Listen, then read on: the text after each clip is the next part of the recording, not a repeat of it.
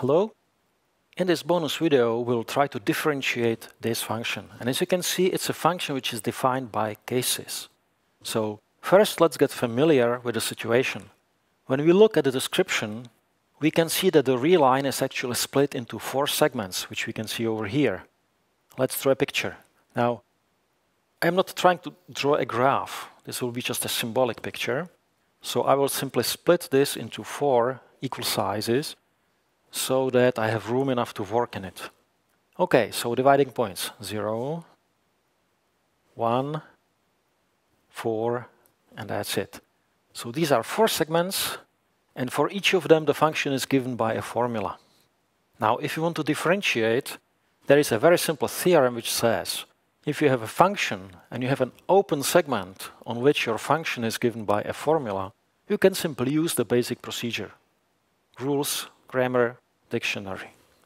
So I can see an open interval here to the left from 0. That's an open interval, negative infinity, 0. So I can simply use the rules, differentiate, and I get e to x. Where is it true for x less than 0? That was nice. Let's go for the next segment. Here we can see a closed interval because 0 and 1 are included. And unfortunately, we cannot differentiate like that.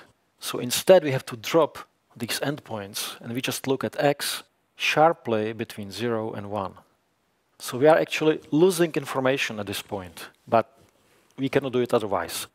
And on the open interval between 0 and 1, we are differentiating sine, and we get cosine. Next, we have an open interval between 1 and 4. So that's fine, this fits. And we differentiate square root, which is 1 over 2 square roots. That was nice as well. And again, here we have to drop the dividing point 4 in order to have an open interval. So x must be sharply larger than 4. And we differentiate this formula, and we get number 1. So this is how far the usual rules are getting us. But of course, we dropped some information. We don't know what's happening at 0, at 1, at 4. And to see what's happening there, we have to dig a little bit deeper. We have to analyze the situation. And the first step is actually inquire about continuity, because we have a theorem, and the theorem says, if you want to have derivative, first of all, you have to have continuity. Without continuity, there is no derivative. So we are going to analyze continuity at these dividing points. How is it done? You look at the one-sided limits, you compare them, you look at the function value. The usual procedure. So let's start. Dividing point 0. I'm going to look at the limit from the left.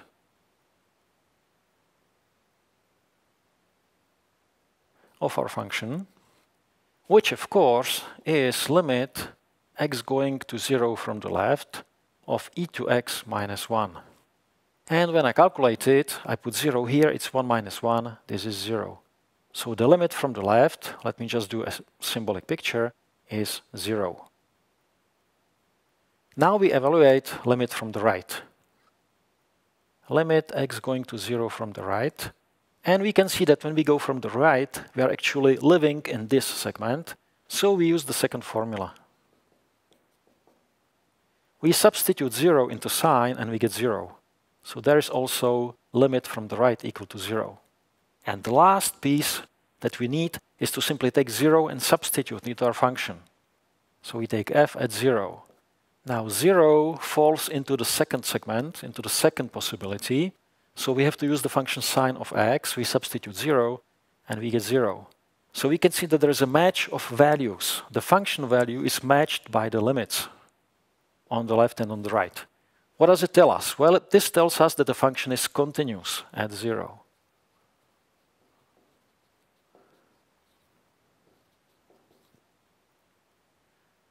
Which is actually not a really good news, because if we have a continuous function, it means that there could be derivative, and we have to investigate. How do we investigate? Well, we look at the derivative from the left, and we look at the derivative from the right. Now, derivative from the left is denoted, for instance, like that. And there are two approaches. One possibility is to use definition. So we would have to evaluate some limit of some ratio, which you find in textbooks, you know that. But it's usually too much work.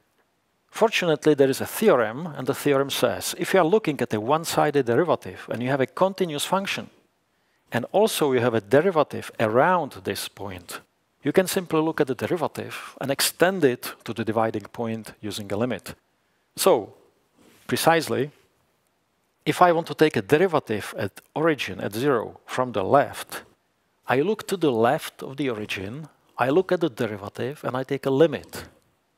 So if I take limit of e to x, extend it to 0, I get number 1. That's the correct answer for the derivative from the left. Derivative from the right at the origin. Okay, if I'm going to 0 from the right, I am in this second segment, and I have a derivative here. So I take limit of cosine at 0. Cosine at 0 is 1. Nice. So at this stage, I'm going to compare these two answers. Are they the same? The answer is yes. If they are the same, it means that we have derivative at 0 equal to 1. Wonderful. Now, how do we include it? Well, we could actually make an extra line here. Or we could think about changing one of these two inequalities into an equality which is not sharp. We could put here a little equality sign, or we could put it here, and it will always yield the right answer. Well, how do I do it? It's actually up to you. How do you feel like?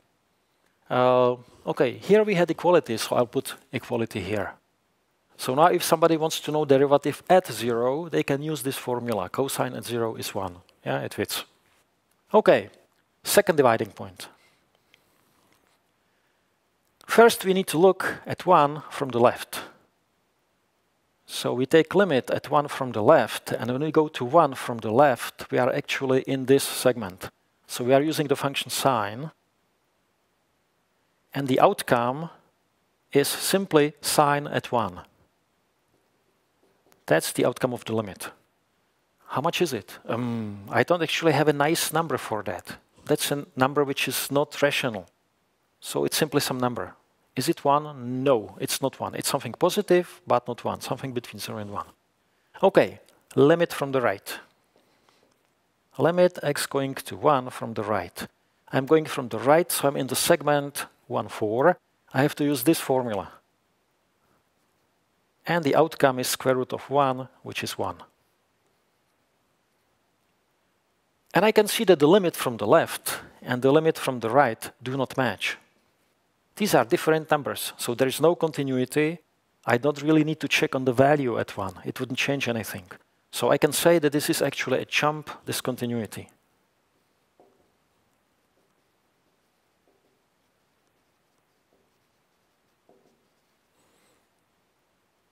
And because the function is not continuous at 1, there is no derivative there either.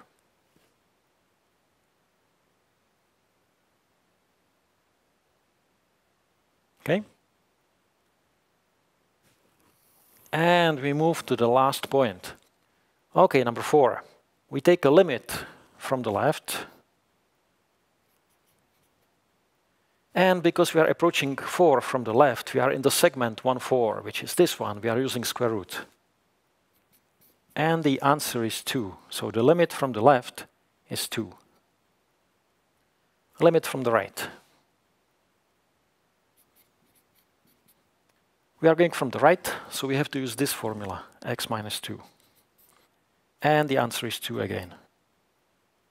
And finally, we try to substitute into our function number 4. Here we go. We take number 4, we substitute, and we get 2. Well, that's a wonderful match. 2, 2, 2 all over the place, so there's continuity. At 4. That's a bad news. We have to investigate the derivatives. F prime at 4 from the left. Well, well, well. I'm going to 4 from the left. So I'm in this region, and I have a nice formula for the derivative.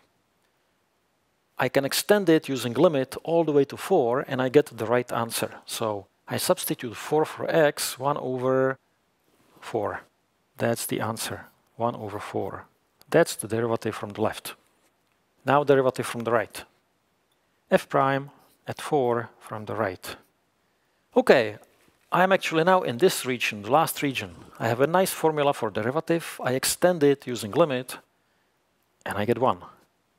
And because these two derivatives are not identical, because they don't match, I can say that the derivative at 4 does not exist. And that's it. Notice that there is a big difference between these two cases. Here, the function is not even continuous, so it does not really make sense to talk about derivative. Properly, I shouldn't even ask about it. But here, it does make sense to talk about derivative, but unfortunately, it failed to provide the answer. But still, when I look at this information that I have here, it does give me some idea of what's happening. The function is continuous at this point. If I'm approaching it from the left, I'm moving along the slope 1/4, so it's quite flat. The graph of this function, whichever it is here, will be rather flat. But once I pass the point 4, I go away and I'm using slope 1, which is 45 degrees if you want, or pi over 4 radians, whichever you prefer. So the graph of the function actually breaks sharply. That can be very useful information. Anyway, that's it. So you can see we sort of did a survey of continuity, investigation of continuity, we did investigation of derivatives, and that's about it for this example. See you next time.